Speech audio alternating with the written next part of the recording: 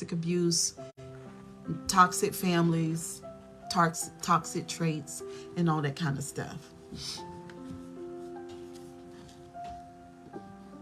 I'm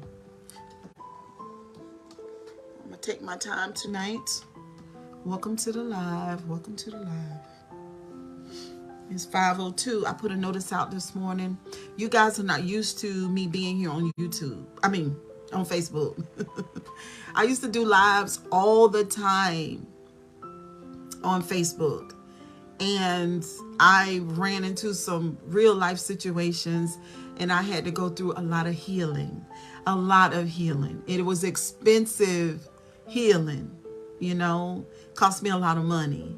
And I went into a program and I learned what my ego was. I learned about my construct that I had, or the false person. And I learned about all of what other people had told me I was, but I had to figure out who I was for myself, you know. And so I've been through a reconstruction.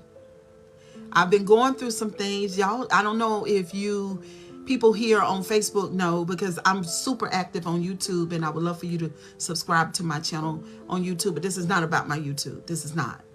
There are a lot of people that are here on my Facebook who know me in my personal life. Family, friends, people that I went to school with, people that I grew up with. I got a lot to talk about, but I want to start the video off slow.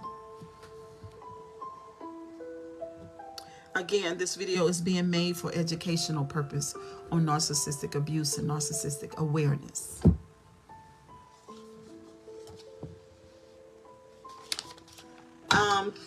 There are quite a few things that excuse me, y'all. Somebody call my phone. So first of all, I want to say that I am a survivor of narcissistic abuse, and I have 4 children. They're survivors too. Also, I came from a narcissistic home, my first family. We had a lot of narcissistic traits in that house. You know, there was not a lot of love in that house. There was not a lot of love between my mother and my father. Not at all. They didn't really show too much affection. There was a lot of emotional neglect, a whole lot. And some of y'all know that I just lost my mama. Some people have questions because I opted not to go to the funeral. And some of you guys that don't know me well, and some that do know me well, that you're not brave enough to say to me, sure, I don't like the fact you didn't go to your damn mama's funeral. What is going on? I want to talk about that tonight too. Not because I'm looking for validation of any sort. Not because I give a damn about what you think, because I don't. I'm going to talk about it because I know that people want to know. And if you want to know something about me, I'm the type of person where I want you to hear it from the horse's mouth. You don't have to hear it from other people. I'll tell you myself in my version. As far as guilt is concerned, there is no guilt about not going to my mother's funeral. How in the hell can there be guilt when I was there beside her? I was there to watch her cry. I was there on the phone as she talked about what was going on in her body and how she felt. I was there to have empathy for her. I listened very carefully, very patiently as she complained about lots of things. She complained about her children and how she didn't know what was wrong with us. She didn't know. She talked about, would they ever change? Would we ever change? She even prayed about it. What is wrong with my kids? And toward the end of her life, she and I talked about that, especially after I had gone through therapy. No. Okay, y'all, it's buffeting for some reason.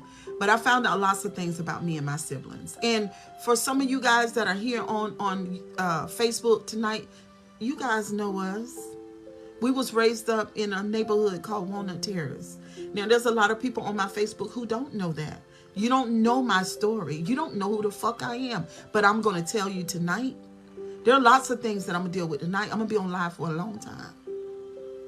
You don't know me. But I'm going to let you know exactly. And so mama wanted to know what was wrong with her children, which is me and my siblings. And she said, all of y'all are crazy. And she was right. And she was right. She was right. But we're going to get into that later on. Okay. Like I said, this video is meant for educational purposes. And it's also, I'm going to address lots of things. So y'all be patient with me. You can come in and go out, do whatever you like. But I'm going to leave it all here. There are some people who are going to be waiting for me to get off of the live so they can come back and watch the replay. Because they don't know that if they tune into the live, that their name won't be shown as long as they don't tap on it. You know what I'm saying? Okay. So like I said, this video is made for educational purposes. I'm a person who survived narcissistic abuse in my childhood, in my romantic life, and in my family life. Let's turn this music off and let's get into it. How about that? Okay, so this is not Facebook, so I don't want to say thumbs up the live, but y'all heart the video. Thank you. And thumbs it up. Because, see, if I stay here too long talking and you guys just look at me and don't engage, Facebook will cut it off, and I don't want that. I don't want that. Okay, I'm addressing 5 things tonight, okay? I'm addressing 5 things. I'm addressing my sister's speech at the funeral.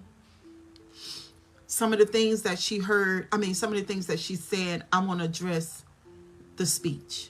What I think about it, what I heard she said, and what she has done since the speech. I want to address, number 2, the mental and the emotional manipulation that she used on my brothers. I have 4 brothers. Again, I want to talk about the mental and the emotional abuse that she used on my siblings.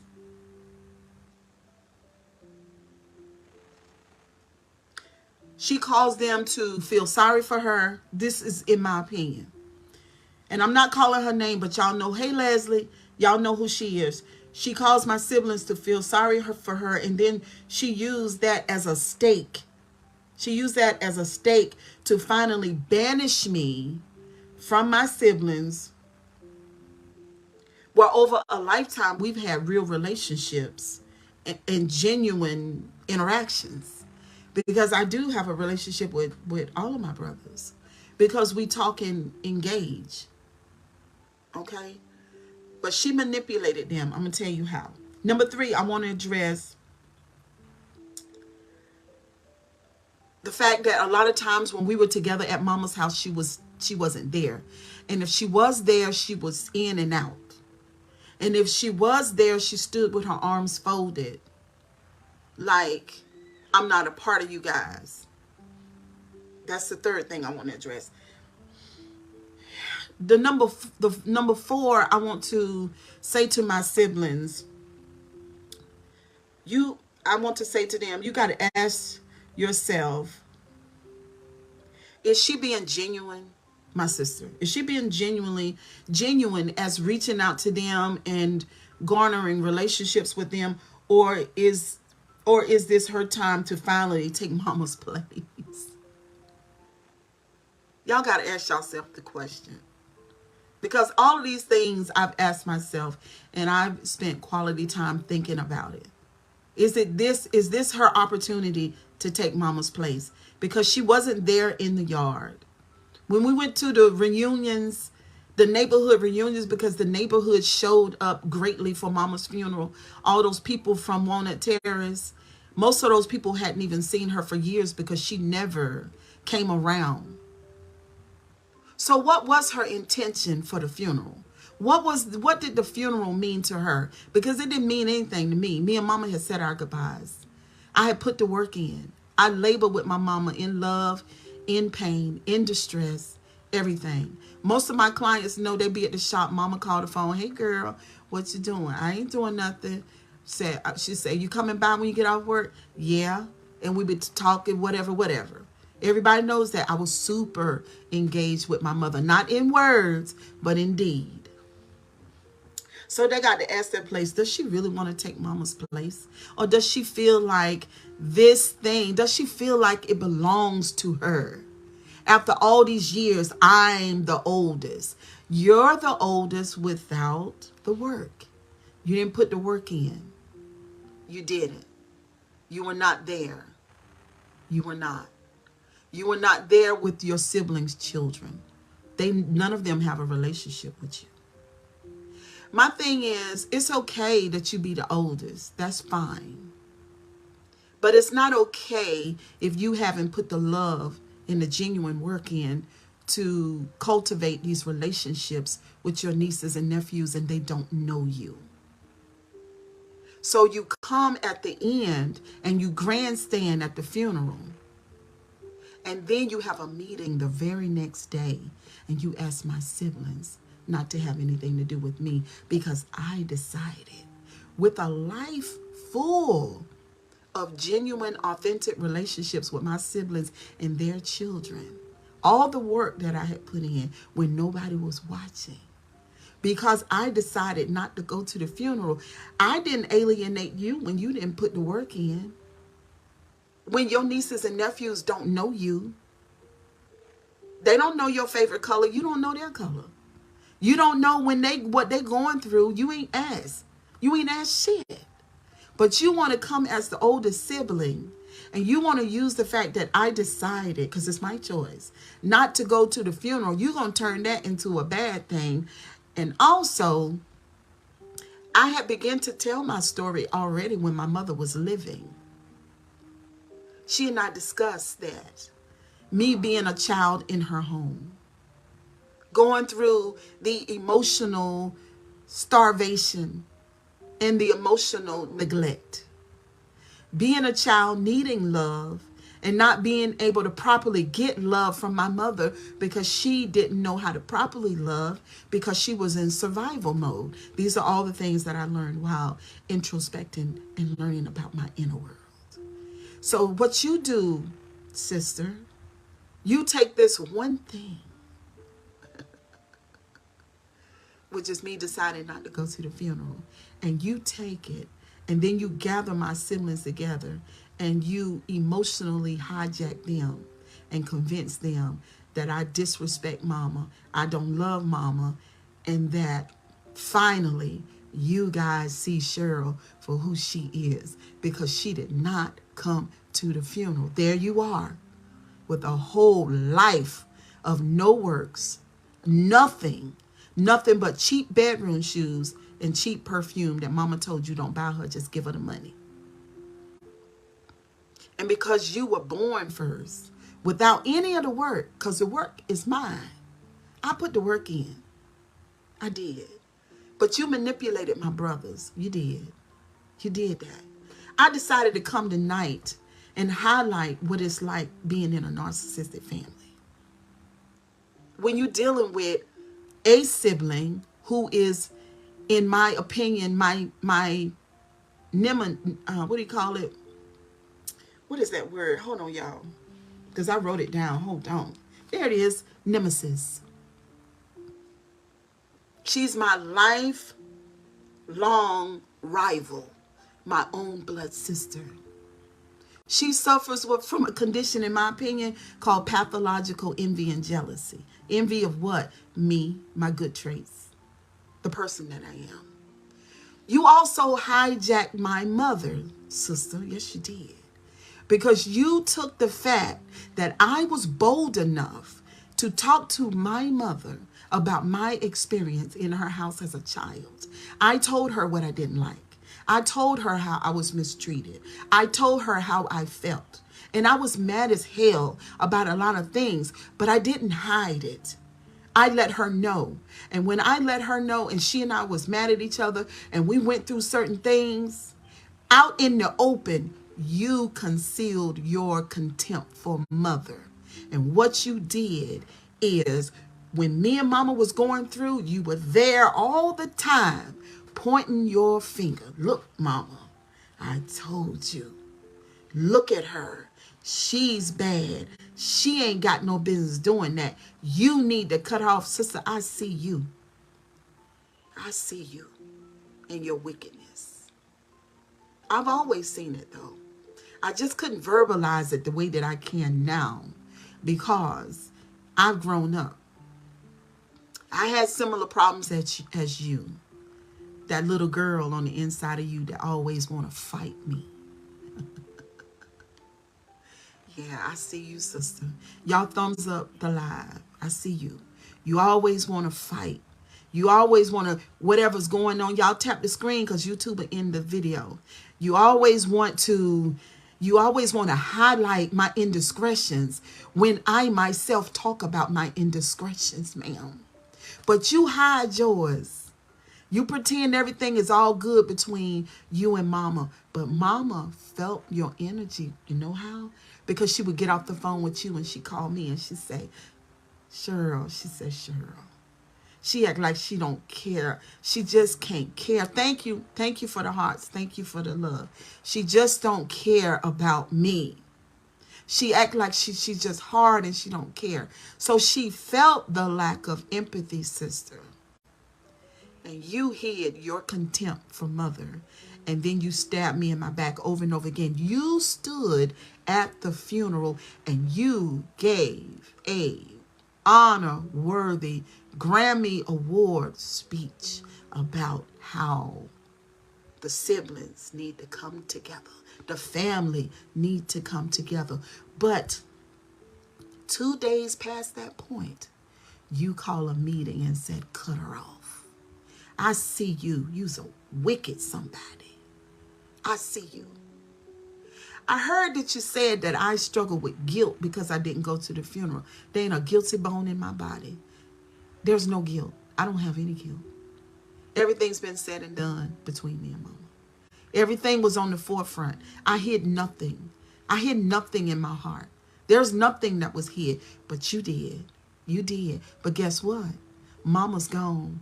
And you pulling my siblings in to cultivate your guilt is not going to work because there's a lifetime of relationships and authentic feelings between me and my siblings that you have nothing to do with because you were not there.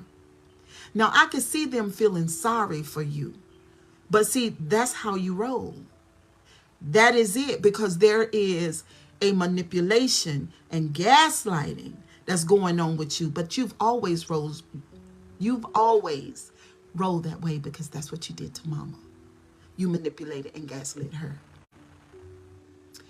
You guys, when you are part of a narcissistic family, that means that you're dealing with people who lack empathy. They will do any damn thing to you. They will.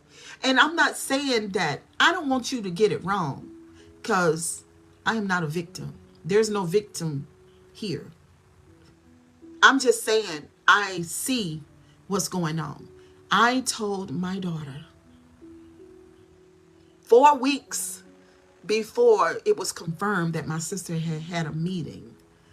I said, Monet, my sister had a meeting. She said, what? She said, Mama, stop. I said, my sister had a meeting. I feel it. I feel the meeting. I feel the words. My sister had a meeting, and she is saying to my siblings, cut her off. But you just spoke at the funeral and you said that the family got to come together. You know what? I realize that one of the best days of your life is that something really awful. Because I've been through a lot of shit already. But it would satisfy you greatly if I was no longer in this world. You on the other side of the screen might be saying, Cheryl, that's taking it too far. 53 years, y'all. I'm getting ready to turn 53. There's always been enmity between me and my sister. About 10 years ago, I noticed that she's never checked on me. Out of all the trials and tribulations, different things I've done in my life, she's never called in the noon, late at night, never. Cheryl, I heard about what you're going through. Can I pray for you? Never. At the end of the day, I lost my mama too. My mother's dead.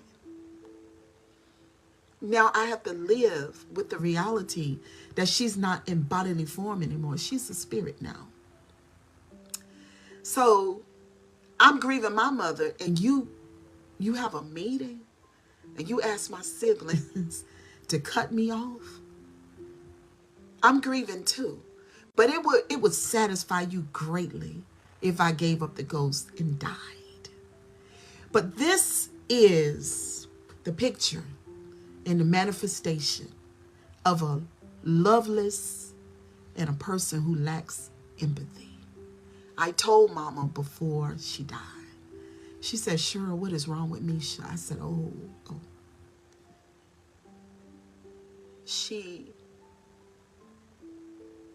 She lacks empathy. She doesn't have love in her heart. She wants everybody to feel sorry for her. She wants everybody to surround her, because most of the day she don't know if she's a 6-year-old child or a 53-year-old woman. She doesn't know the difference. But the reality of it is she's both. She is a 6-year-old child, always fighting with the sister with the good traits. Not a perfect sister, me. Sister that's gone through a lot of shit, me. Sister that don't paint no perfect picture of who I am, me. I know my shit stink. I tell y'all about it. That's me. But she's over there, and you ain't never heard her say that she wasn't a perfect person. That's because it's a construct. It's not real. That person that you see when you look at her, that's a made-up person. Not made up as in makeup, but made up. It's not real. You had just as many problems with Mama as I did. You were just not bold enough to say anything. You punished her in your own ways. Mama's perfect now, just like God. She can look all the way through me, all the way to the bone, and know whether or not I'm lying or I'm contentious or I'm doing something wrong. She knows. And she can see you too, sister. She can see you too. But guess who else can? I can. I'm not in spirit form. I'm in body form. But I can see you. I've been seeing you a long time ago. You do everything I do. You mimic me to the bone. You do it all the time. You get on Facebook, you lie. You make up this lie about your life. You're not happy. You married to a man old enough to be your daddy. And y'all might be saying through the phone, Cheryl, that ain't right. Yes, it is. It is right. Because this is the thing. Until the construct come down, then you can't be a real person. You can't enjoy your life. You can't do nothing right. Because it's a facade. It's not real. I'm dealing with a sister who has pathological envy and jealousy with me because in spite of me having downfalls and mistakes, it looks like I'm having fun over here. And I am. I go through a lot of pain, a lot of shit, but I love my life because my life is mine. I would feel the same way if I gave up my whole being for lights, water, a mortgage, and a car. I would feel the same way. You are miserable, sister, and you absolutely know it. I am being abused by you because of the pathological envy and jealousy, because you don't know how to be a real person. You've given yourself to someone because you don't know who you are. I didn't know who I was either. Growing up the way that we grow up, we didn't have a choice. We're in survival mode for sure. There was a lack of love there for sure. There was hardly no structure there for sure. And so you went your way. You can't punish me because you've not found your way through the matrix. You can't do that. And you can't come and steal my legacy either. It doesn't belong to you. You've not done the work. So what I suggest that you do, and for you guys who are listening, and you dealing with a sibling or a family member who always trying to knife you. I'm not taking one step against her because I don't fight people who I know I can beat. The reason why I'm doing this video is because of the injustice that she has done with my siblings. Because when they need me, I'll be there like I always have been. That's not going to change. And one thing I know about life, you're going to need support.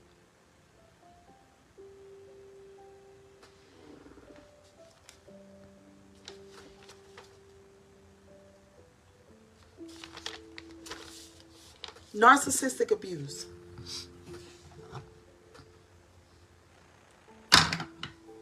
Growing up in a life with people who cannot love you back properly. This pathological envy and jealousy. You always trying to find something, some way where you can knife me behind my back or snake me in some kind of way. I'm sick of it. And the church. You stand up in the church. You stand right behind the pulpit, and what a wonderful performance. You knew mama was dying. You sat around and you waited for the day. Now mama is this popular woman. She's this popular woman who's from the hood. She got narcissistic traits for sure. But she was very engaged in her community, and she put the work in. And you waited until me and mama do all them doctor's appointments, and you waited and you thought about it and you thought about it. When mama passes away, because you told me, you said mama's funeral is going to be huge, Cheryl. Yeah. But will yours be huge, sister? Will yours be huge? Nobody knows you. You always, you call me at the coffee shop and you said nobody likes you, which is a lie. People literally they love me. I get love everywhere all the time. And I love them back. But who's going to be at your funeral? Who?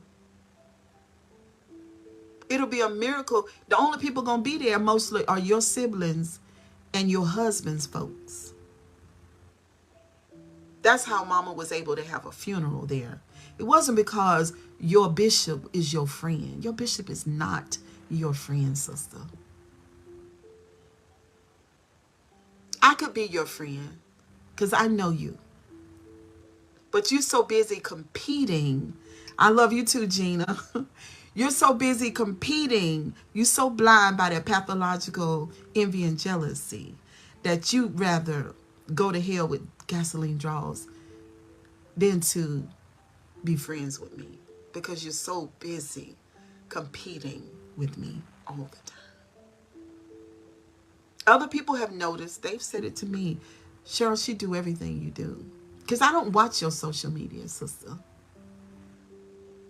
But I bet you watch me. I guarantee it. You can't help it. That's what pathological envy and jealousy, that's what it'll do. You watch me. You just hate me, sister, because the abuse that me and you went through as a child, I went one way and you went the other way. You turn inward, sister. You turn inward. Everything you do is about you. Me and mama talked about the selfishness. It's severe. And it works for your husband. It does. Yeah. Because he'll take care of you.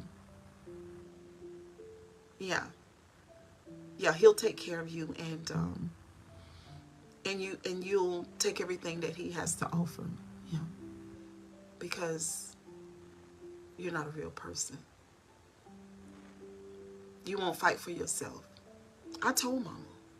I told her. I said she struggles. She has problems.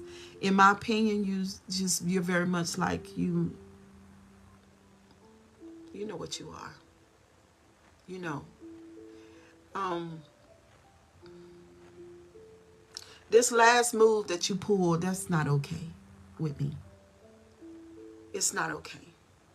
Your whole life, it's the fantasy for me. I heard you told me that.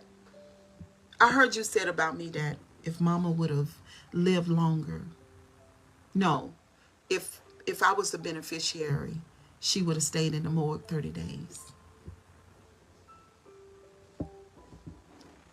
I heard you said that. You're so convinced that I am not, that I'm inadequate. It's insane. There's this type of fantasy that you live in. And the fantasy is that everything that I am, you are too. But sister, you're not. Because it's not been proven. You don't do anything but sit up on an elderly person for mortgage, lights, water, and a car. I remember a conversation that I had with your daughter, my niece, on Christmas. And it was powerful. I never forgot it.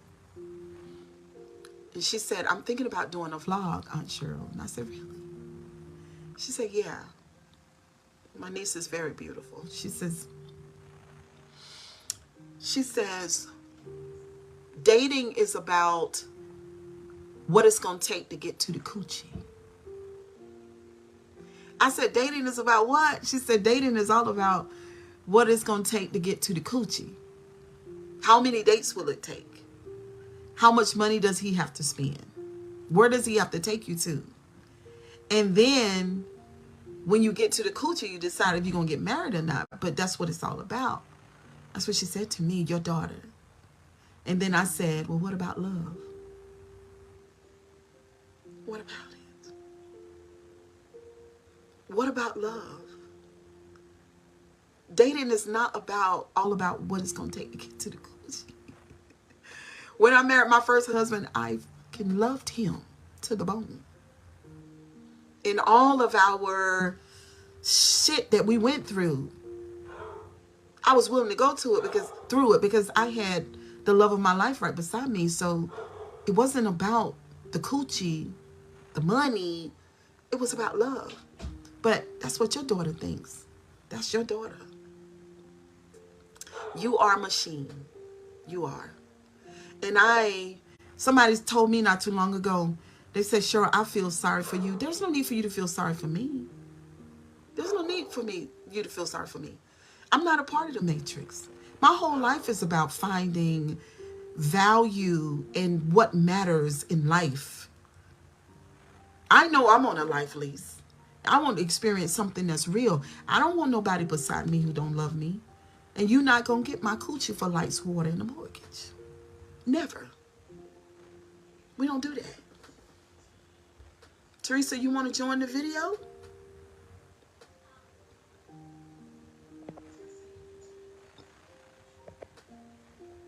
Hold y'all. I didn't know it was going to go this way. But you know now. Because we talking. I told you I was going to be here for a while. Yes. Okay, I just hit the button, Teresa. Adding.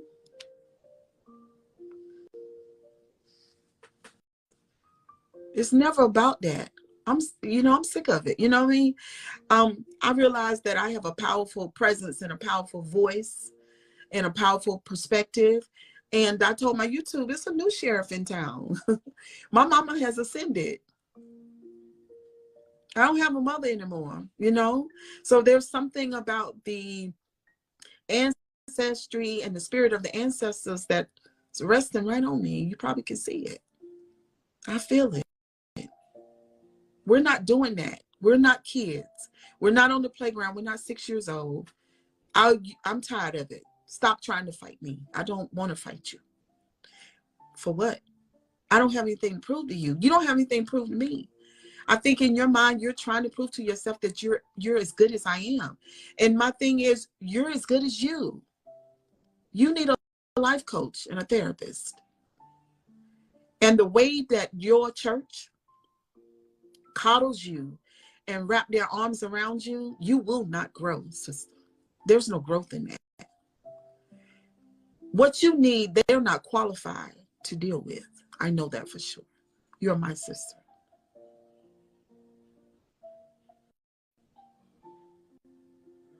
Now, if your pastor was a licensed psychologist, then yes. But prayer and oil and ancient scriptures is not going to help you, sister. You sat there, you sit right there, you're dead men's bones right in the sanctuary. Yes, you are. You're dead. You're walking dead. And you are so, you get on Facebook, somebody told me today, somebody called me today, Teresa, send me the request again. Somebody told me, said you so happy and you living your life. That's a construct. It's not real. There's no way that you would ask my siblings not to have anything to do with me if you had empathy.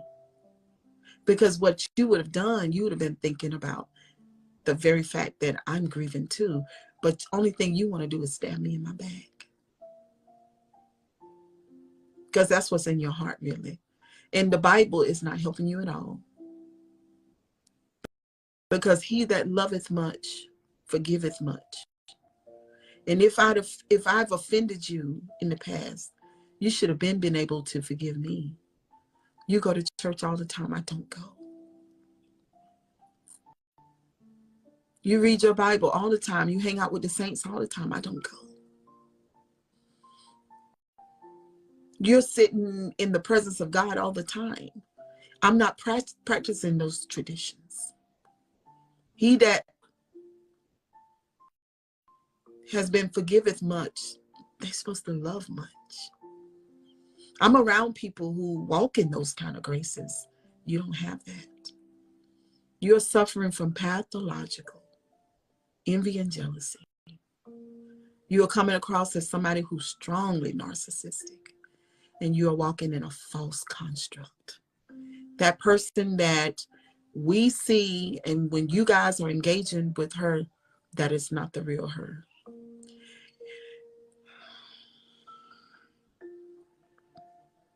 I'm not going to say I feel sorry for you, because that's not it. Because if I could snatch those fucking walls down that are around about you, I would tear them all down one brick at a time.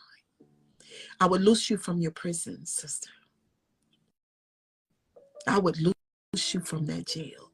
And I would I would take the keys, I would open those bars, and I'd let you go free. Free to what? Somebody might say, Cheryl, free to what? Free to be the person that you came into this world to be. We went through a lot of shit. And I might embarrass you, but we went through it all. We went through sexual abuse. We went through being evictions. Yeah. We went through folks arguing and cussing all the time. We went through relatives putting their hands on. We went through it all. We went through homelessness.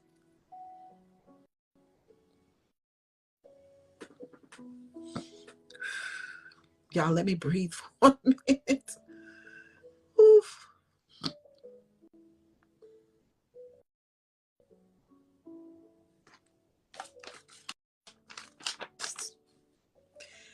Y'all tap the screen.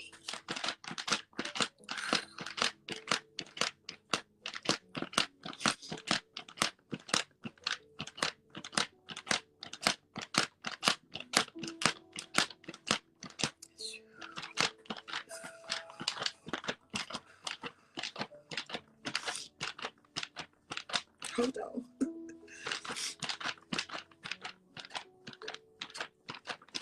We went through it all. Yeah.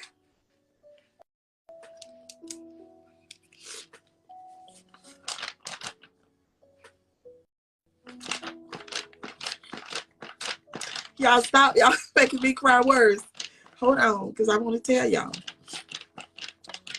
I remember walking to school.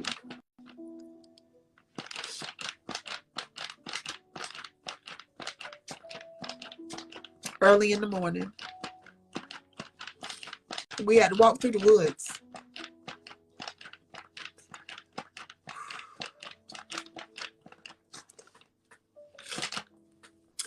And I was quite the stinky little girl.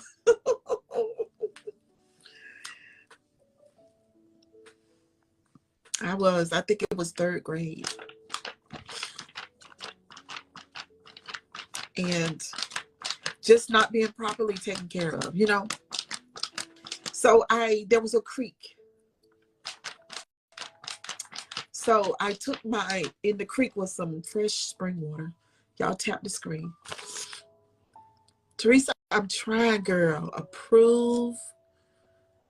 Send invite. And I took that sock off. And I washed up in the water.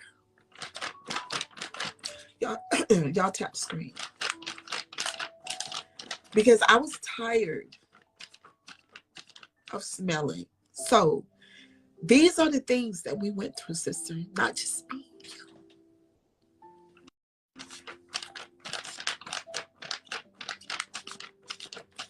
Yeah. Being in a house with no lights and no water. And y'all, this is not to make you feel sorry for me. I don't want that. Nope. I'm just saying that these are the things that we went through. You know, mama got it together, she and daddy, and we got a place with, you know, water and lights and stuff. But I didn't go through these things by myself. You went through them too, sister. They used to pick at you on the school bus all the time, I remember. And I used to tell you what to do in order not to be picked on. And, you know, I got quite mean because I fight back. You're not going to tell me, you ain't going to handle me on the school bus. I don't give a damn if my head naughty, I don't smell good. You know what I'm saying? I'm going to find something about you that's not so great. And I learned how to fight back. That's how I'm a fighter now. I'm quite the fighter. So I didn't go through these things by myself. And so, yes, sister, you're probably embarrassed. But I have a calling on my life. It didn't just get here. It's been here for a long time. Yeah. And so now I'm using it because people are literally, they find value in my transparency, my stories, and my intellect and my ideas. Yeah. So we have a right to be the way that we are, sister, but you don't have a right to try to get my siblings to cut me off. I've helped my siblings raise their children. I've put the work in. People that know me already know that, sister. And guess what? I found out. Nobody's crazy. And people are not stupid. You know? People see me. And they also see you. You know?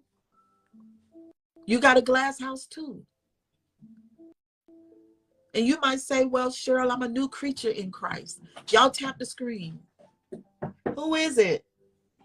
I'm on live, Ashlyn. Yeah, excuse me, y'all. Growing up in a narcissistic family, and my thing is this. I don't know. You know, you don't get to choose things. You're living. You're experiencing things.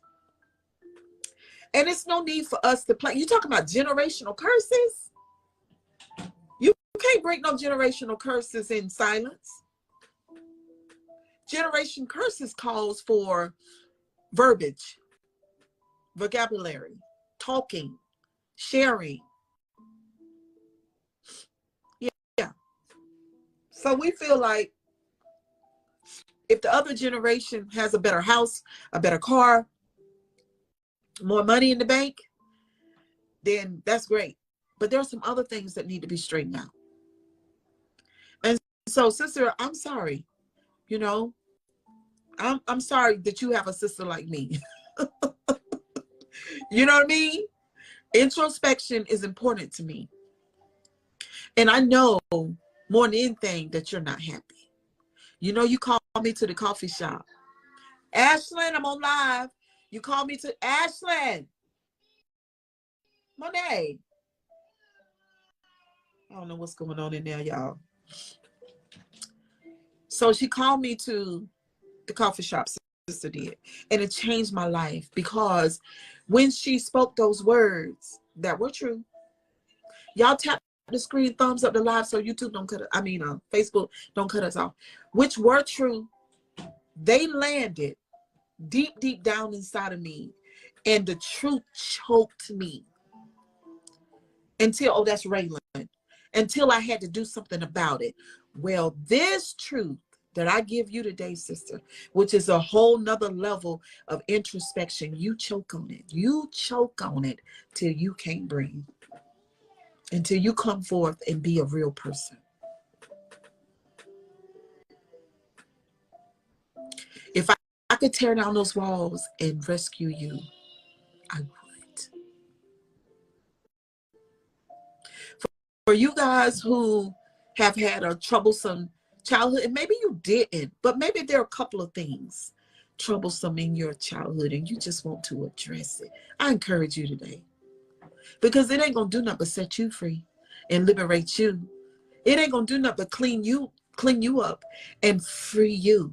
Do y'all know how free I feel? See, I sit around in my house all the time and I talk to my children about these things. We talk. Me and my kids talk about this. They know this. My children know all my indiscretions. And I know a lot of theirs. I bet that ain't the case over there at your house, sister. I bet you. Your children don't even know you. No, somebody got to get Raylan. Monet, one of y'all take her outside. Ooh, child. Excuse me, y'all. Y'all know I got 11 grandkids. But I bet that ain't the case over there at your sister's house. At your house, sister. Can somebody please get Raylan for me, please? Your children don't know you. I sure don't know you, though. And for you guys that are here, and you got some questions to ask your parents, ask them. The number one thing that I'm most proud of, and I'm going to let y'all go, but I got to tell y'all this. I got to tell y'all this. If y'all leave the live with nothing else, me and my damn mama, we talked about everything.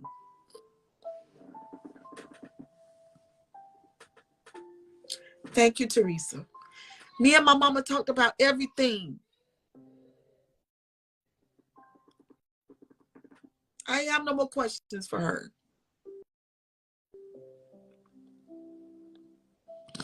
And I asked some hard-ass questions.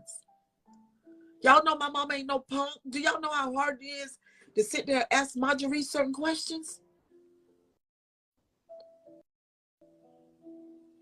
For y'all who can't talk to y'all mama and ask these questions, I feel sorry for you.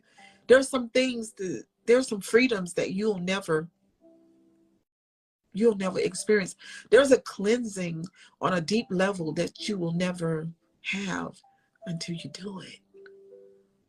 But it was cleansing for me and her. So it's no shock to me that God made it that she and I had an exit conversation.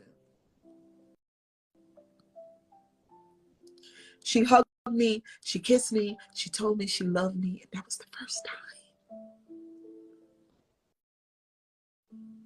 On her way out. That was my first time. She hugged me, she kissed me, she told me she loved me. We fought. We went through, we cut each other off. A lot of people who have narcissistic parents, and my mother she was narcissistic. She asked me, she said, "You think I'm one of them people?" I said, "What people?" The one of the people you talk about on your YouTube. I lied. I told her no. I'm telling y'all I lied. Okay. But we had worked there, we had worked our shit out, Even my coach said to me, she said, Cheryl, she said, she said, I'm proud of you. Some people cut their mother off or their dad off and they never talk to them no more. Y'all never. There are millions of them. I found them on social media in groups and stuff. They'll never. Some of the parents deserve to be cut off because everybody parent ain't loving. Somebody parent is a murderer. Somebody parent done allowed their child to do sex favors for mortgages and rent and stuff like that. Some parents have even laid with their children. Some of them don't deserve to be a part of the children's life. But me and my mama, we worked everything out. So y'all look at this live right now. This live is not about guilt. I don't have no guilt. It's quite the opposite. It's well with me. It's not about guilt. My sister think it's about guilt. Maybe that's a projection that she's projecting on me because she's speaking from her inner world. And she should have some guilt. She should. Because mama was looking for, I'm telling y'all what mama was looking for in the end. Y'all know my mama to be real strong. She was just looking for somebody who would help bear her burden of leaving this fucking planet. That's all she wanted. Of course, she talked to God. That was her thing, right? But she wanted a human that would share in her transition. And I was that person for her. And we didn't do it much in talking in those times. It was just what she was feeling. I want to feel it too. If she had a bucket full of fear, then I'll carry half the bucket for you.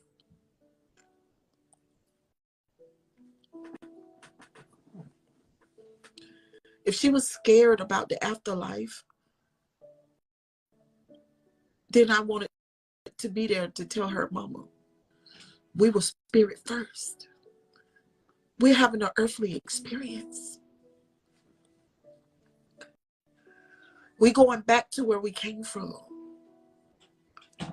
We only here for a little while. And it's okay. Mama, we all made mistakes.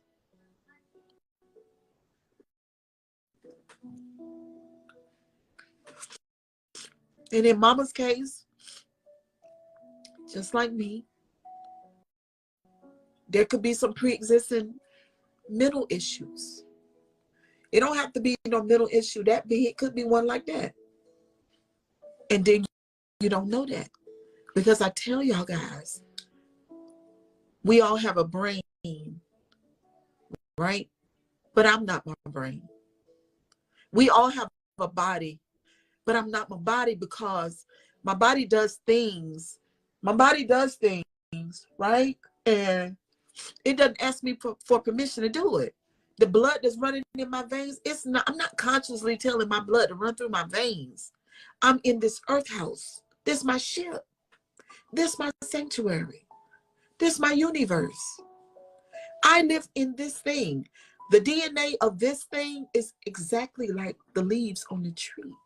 If you put that leaf and break it down, if you take dirt from the ground and break it down, if you take part of my flesh and you break it down, it all has the same DNA. I am not my body. I live in it. My brain thinks thoughts. I have one, but that ain't me either. I am consciousness inside of this system. So we learn stuff in our childhood. And we young, right? And some people say, well, sure, it's a matter of making a choice and not to do these things. It depends. Sometimes you can change some things about you And sometimes just like physicality, if I cut my fingernail off, it's going to grow back, right? Because my body is designed, the DNA, God designed it that way for the nail to grow back. If my leg get cut off, it won't grow back. It's not designed to replace the leg. Psychologically, it's the same way. Certain things happen to you in your childhood. Some of it can be fixed. Some of it can't. So, mama, don't worry about it. Don't worry about it. When you come out of the body, when your consciousness comes out and it rises, it's perfect, just like God. Your earth experience, my earth experience, changed us.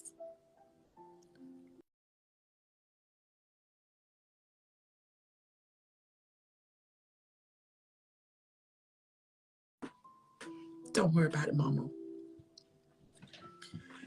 Don't worry about it.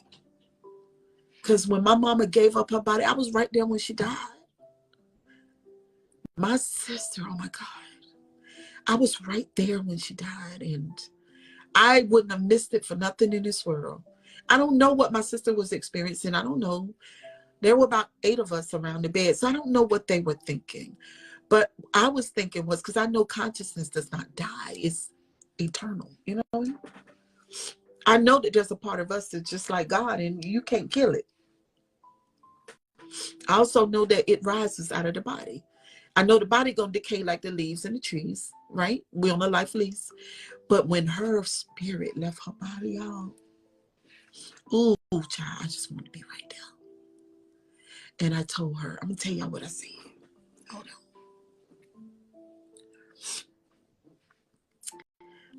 I said, girl, life don't last but one long day. I'll be there where you at soon enough. Save a place for me. Save a place for me,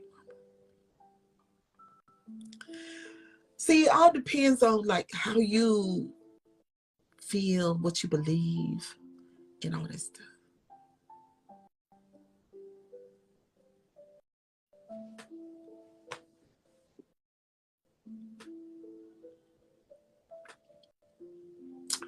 I don't think I left anything unturned in this life. I love my siblings. I love my sister. But the truth is alive. And I see her. And I'm tired of you fighting me. Because I'm not fighting you. I'm not fighting her at all.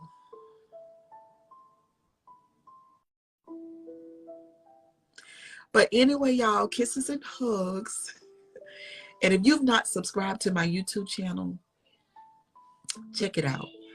I wish maybe Monet will show me how to put this live on YouTube. But live, I'll be back because I will be live on Facebook like I am on YouTube. But we're going to be talking about relationships over here. I must make the YouTube selectively about relationships and love and how to relationships, love, and life, they all go together, you know. So I'm only trying to increase the value, I'm only trying to increase the quality of your life. That's all. I won't take nothing from you. I only want to give. That's it. I don't want to take anything. Y'all tell my sister, leave me alone and stop fighting. Stop fighting me. Stop fighting. But anyway, I'll see y'all on the next live. Hey, Tanya Ruffin. Y'all catch the replay, Tanya. LaShonda, the ones that's coming in late, this was a powerful ass live. It was so powerful. I left it all on the table. Like I told y'all that I was going to do. I told y'all I was going to open up the closet. I told y'all I was going to pull the shit out. I told y'all what I was going to do. And I told y'all that if I could rescue my sister, that I would, if I could.